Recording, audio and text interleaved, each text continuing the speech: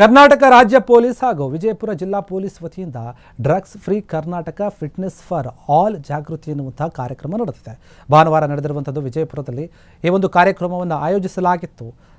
ಐತಿಹಾಸಿಕ ಗೋಳಗುಮ್ಮಟದಿಂದ ಆರಂಭವಾದಂತಹ ಈ ಓಟ ಪೊಲೀಸ್ ಪರೇಡ್ ಮೈದಾನದಲ್ಲಿ ಸಮಾಪ್ತಿಯಾಯಿತು. ಕಾರ್ಯಕ್ರಮಕ್ಕೆ ಜಿಲ್ಲಾ ಉಸ್ತುವಾರಿ ಸಚಿವರಾಗಿರುವಂತಹ ಡಾಕ್ಟರ್ ಎಂ.ಬಿ. ಪಾಟೀಲ್ ಚಾಲನೆ ನೀಡಿದರು.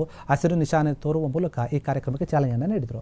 ವಿಜಯಪುರ ಜಿಲ್ಲಾ ಪೊಲೀಸ್ ಅಧೀಕ್ಷಕ ಆಗಿರುವಂತಹ ಲಕ್ಷ್ಮಣ್ ನಿಂಬರಗಿ ಸೇರಿದಂತೆ ಇನ್ನು ಪೊಲೀಸ್ ಸಿಬ್ಬಂದಿಗಳು ಕೂಡ ಇದ್ದರು. ಅನೇಕ ವಿದ್ಯಾರ್ಥಿಗಳು ಹಾಗೂ ಸಾರ್ವಜನಿಕರು ಕೂಡ ಉತ್ಸಾಹದಿಂದ ಇದರಲ್ಲಿ ಭಾಗಿಯಾಗಿದ್ದರು.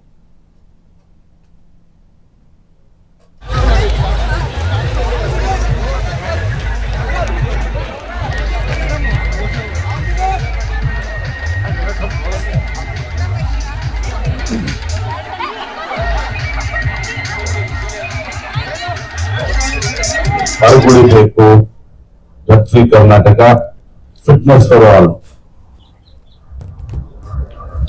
ಫಿಟ್ನೆಸ್ ಸಾಮಾನ್ಯವಾಗಿ ಎಲ್ಲರಿಗೂ ಕೂಡ ಆಗುತ್ತೆ. ವಿಶೇಷವಾಗಿ ಪೊಲೀಸ್ ಇಲಾಖೆಯಲ್ಲಿ ಅದು ಬಹಳ ದೊಡ್ಡ ಅವಶ್ಯಕತೆ ಇದೆ.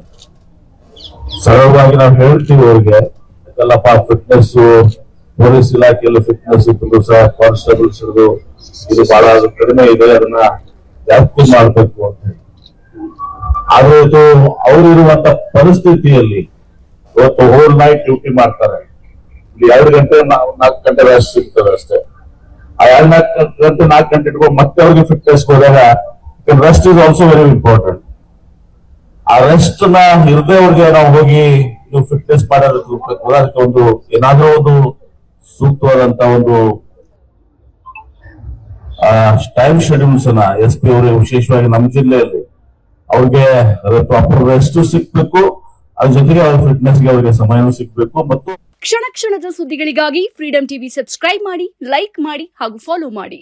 ಹೊಸ ಸುದ್ದಿಗಳ ನೋಟಿಫಿಕೇಶನ್ಗಾಗಿ ಬೆಲ್ ಐಕಾನ್ ಮೇಲೆ ಕ್ಲಿಕ್ ಮಾಡಿ.